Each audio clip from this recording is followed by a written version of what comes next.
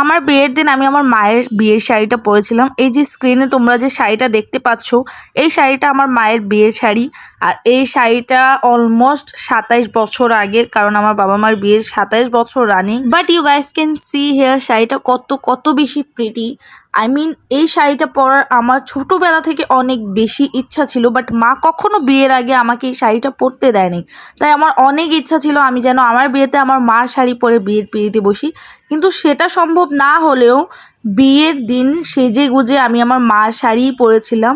এরপরে যখন বরযাত্রা আসে, ওরা যে শাড়িটা নিয়ে আসছিল সেটা পরে বিয়ে করেছিলাম। একটা মা মেয়ের সম্পর্ক পৃথিবীর সবচেয়ে মধুর সম্পর্ক হয়ে থাকে।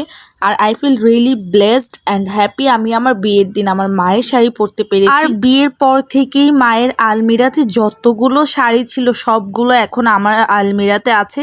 মায়ের সব ভালো ভালো শাড়ি, সুন্দর সুন্দর শাড়ি নিয়ে এসে এখন আমি আর মায়েরা এমনই হয়, নিজের সবচেয়ে বেস্ট জিনিস নিজের মেয়েদেরকে দিয়ে দেয়, এতেই তারা খুশি থাকে, তাই না? আমি জাস্ট ভগবানের কাছে এটুকুই চাই যে আমার ভগবান যাতে আমার বাবা মাকে সব সময় আমাদের কাছে রাখুক, সব সময় তাদের সুস্থ রাখুক, আর পৃথিবীর সকল বাবা মাই যেন সব সময় ভালো থাকে। আমার বাবা মা, আমার হাজব্যান্ড আর আমার ভাই ছাড়া আমার লাইফে আর কেউই নাই।